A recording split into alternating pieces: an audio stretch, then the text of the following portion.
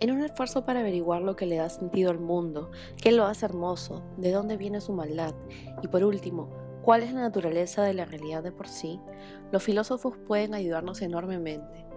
La ciencia puede ayudarnos a entender nuestros pensamientos, sentimientos y acciones, pero en este viaje en particular vamos a analizar desde el punto de vista de la condición humana que no puede ser explicada solo por hormonas, neuronas o condiciones hereditarias.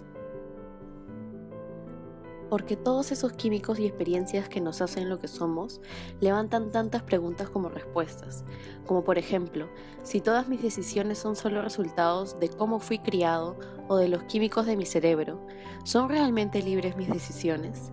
Y si no soy verdaderamente libre para realizar mis propias decisiones o escoger mis acciones, entonces, ¿cómo puedo hacerme responsable por ellas? Desde hace muchos siglos los grandes pensadores han dado su punto de vista a la vida y muchos aspectos de esta, y ahora trataremos de exponer las respuestas de los principales filósofos a las acciones del ser humano en un caso en particular. Este es un trabajo para el curso de Ética de la Universidad del Pacífico.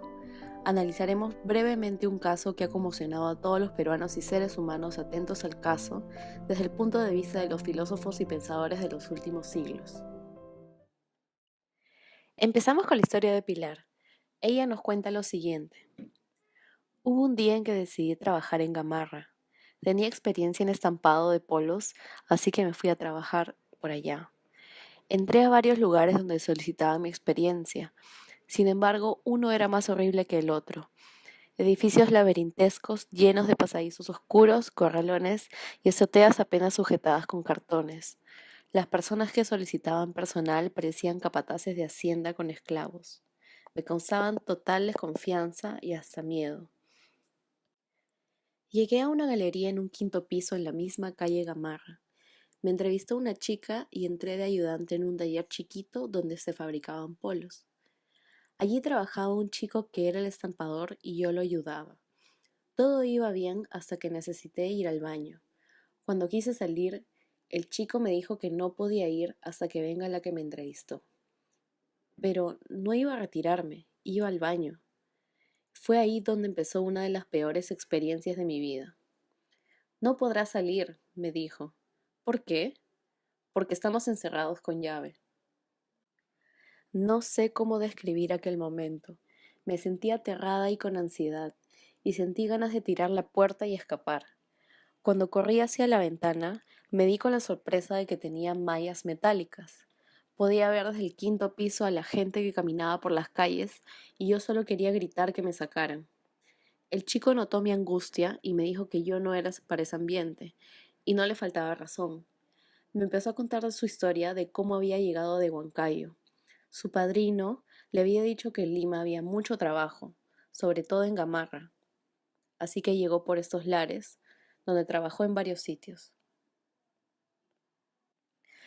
Lo común ahí era ver a gente de otras regiones trabajando horas de horas sin descanso, los 7 días de la semana. Gente que dormía, comía y vivía en el mismo taller porque no tenían a dónde ir. Y cuando les tocaba recibir su semana, siempre había descuentos que a la justa les dejaba algo de dinero para mandar a sus casas, por lo que siempre tenían que comer menús que venden en esos mismos sitios de trabajo. O sea, hasta la comida era un ingreso más para el jefe, una vida de verdadero esclavo. Escuchar eso para mí era peor que una película de terror. Le pregunté, ¿por qué no te vas?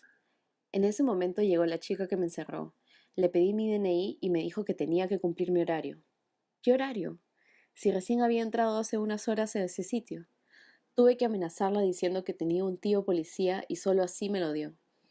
No me faltaron pies para salir disparada de aquel lugar, llegar a mi casa y abrazar a mi bebé. Con esta historia en mente, cuando vemos los videos de los jóvenes encerrados en el incendio de las Malvinas, podemos entender un poco mejor su terrible desesperación y angustia. Podían ver a la gente, pero no los podían escuchar ni ayudar, mucho menos podrían ir a sus casas a abrazar a sus familiares. A Jorge Luis Guamán y a Jovi Herrera los dejaban encerrados, con candado, en un cuarto prefabricado y sin ventanas, improvisado como taller en el último piso ubicado en el edificio de las Malvinas. Ambos murieron porque no pudieron escapar. Ganaban 20 soles al día, no tenían beneficios laborables. Este es un ejemplo de esclavitud moderna. Esta es una imagen imposible de olvidar, la de un joven trabajador que sacaba el brazo por una rendija de un contenedor, que arrojaba fluorescentes y agitaba un polo verde para pedir ayuda. Entre las últimas muestras de vida de los muchachos que dieron a través de sus teléfonos celulares, Luis Guzmán llamó a su padre y le pedía que lo sacara. Papá, papá, sácame. Los dueños me han dejado encerrado en el container. El mismo infierno vivió Joey Herrera, quien le daba indicaciones a su hermana para que los bomberos lo ubiquen y lo auxilien. Jovi, ¿en qué parte estás?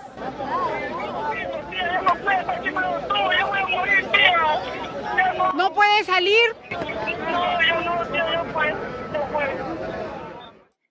Encerrar trabajadores es una práctica bastante peruana, pero buscar al culpable nos obliga primero a revisar a los filósofos y pensadores para ver si está mal, si las acciones son éticas o no, y qué se puede hacer para prevenir esas tragedias sin sentido. Luis Castañeda, alcalde actual de Lima Metropolitana, ha indicado que todos debemos hacer un mea culpa, mientras que los bomberos no han dudado en sentenciar que el incendio fue por falta de control municipal. Por otra parte, están los empresarios que directamente esclavizaban a los jóvenes ilegalmente, sin ningún tipo de fiscalización. Todos se pasan la pelota, pero entonces, ¿qué podemos hacer nosotros, sentados en nuestras casas? Tenemos que ser amigos y levantar nuestras voces. Según Aristóteles, la comunidad política es una forma de amistad, nacida para hacernos mejores y perdurar en el tiempo. Él dijo que donde está presente la amistad, también está la justicia. Por otro lado, Santo Tomás de Aquino dijo que el hombre tiene disposición a la virtud, pero para llegar a la perfección se necesita disciplina, para lo que es necesaria la ley humana, clara y sin ambigüedades. Por esto, el legislador o autoridad debe determinar con la razón qué es lo correcto para la comunidad. Acá pueden entrar en la misma bolsa todos los fiscalizadores, los supervisores, los alcaldes, los ministros. Tomás dice que si bien algunos lograrán la virtud con el ejercicio y con la práctica, otros van a necesitar leyes que les den miedo. Al parecer, a estos empresarios criminales les surge tener miedo, o a los fiscalizadores con responsabilidad limitada. La misma Declaración Universal de los Derechos Humanos de las Naciones Unidas dice en su artículo 4: nadie estará sometido a esclavitud ni a servidumbre. La esclavitud y la trata de esclavos están prohibidas en todas sus formas. Y también el artículo 5: nadie será sometido a torturas ni a penas o tratos crueles, inhumanos o degradantes. Esto es lo que Tomás de Aquino diría es parte de la ley de las naciones, parte de la ley humana, y mientras se deriva del principio no hacer daño a otros, son comunes en todas las naciones, una ley necesaria de aplicar. Por su parte, John Stuart Mill desarrolló su teoría y doctrina ética llamada utilitarismo, según la cual las acciones son correctas en la medida que maximizan la felicidad total e incorrectas en cuanto tienden a producir lo contrario. Ahora, algunos pueden decir que es una doctrina egoísta, ¿verdad? Porque tendería a apuntar la felicidad personal. Mientras sea feliz, ¿qué importa el resto?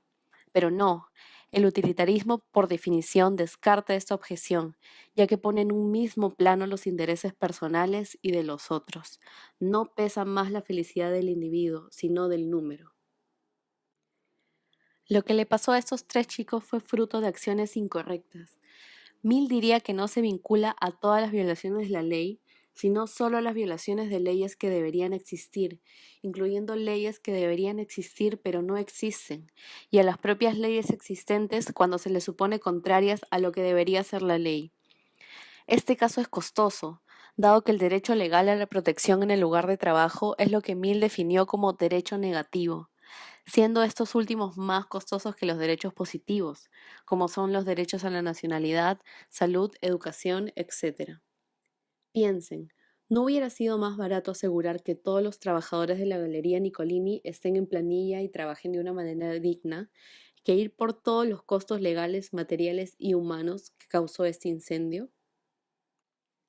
Este es un deber de justicia, perfecto, según Mill, ya que es aquel que el Estado obliga con fuerza, porque implican violar el derecho de alguien. Cada persona es por sí misma suficientemente racional para poder tomar decisiones acerca de su propio bien, y según Mill, el gobierno debe intervenir en tanto se trate de la protección de la sociedad. Pues, Estado peruano, Mill te dice que te pongas a chambear. También, Kant nos decía que el ser humano es racional, por lo tanto tiene voluntad y es libre. Por eso es un fin en sí, y por tanto la vida humana tiene valor en sí misma. Esto no parece pasar por el pensamiento de los empresarios y autoridades, que permitieron que los jóvenes sean usados como medios, solo útiles para un fin. Queridos hacedores de políticas, las personas son todas dignas por encima de cualquier diferencia. Recuerden, en palabras de Kant, se debe obrar de tal modo que uses a la humanidad, o siempre al mismo tiempo como un fin y nunca simplemente como medio. De la misma manera, el imperativo categórico de Kant, una manera de expandir la imaginación moral enseñándonos a ponernos en los zapatos de los otros y llegar a la universalidad moral y a la dignidad de todos los seres humanos, nos lleva a pensar que una obra es válida en tanto quiero que todos actúen de la misma manera. No quisiéramos que familiares nuestros sean encerrados inhumanamente para ganar una miseria diaria. No, no es válido. Por último, Nietzsche cree que cualquier acción que tomamos es una valoración. En ese sentido, si decido encerrar a mis trabajadores para evitar que salgan del trabajo o que roben mi mercancía, es porque valoro menos su vida y el riesgo que corren que unos cuantos fluorescentes adulterados. Ahora ven que su accionar es incorrecto por el lado que lo veamos, y el de las autoridades y su vista gorda. Algo muy malo está pasando y debemos actuar. Como hemos visto, nuestros amigos filósofos y pensadores nos pueden dar muchos enfoques de por qué sentimos ese sabor amargo cuando vemos la injusticia que se cometió en las Malvinas y que se comete todos los días cuando hay desigualdad de oportunidades que aprovechan las personas para actuar según su y solo su interés. Empecemos a ponernos en los zapatos de los demás y a actuar para el mundo que quisiéramos para nosotros y los que más queremos. No dejemos pasar por alto esta injusticia a nuestros 3 hermanos peruanos, cuyas vidas se vieron interrumpidas por la codicia y el egoísmo, y empecemos a actuar para ver menos las Malvinas en las noticias.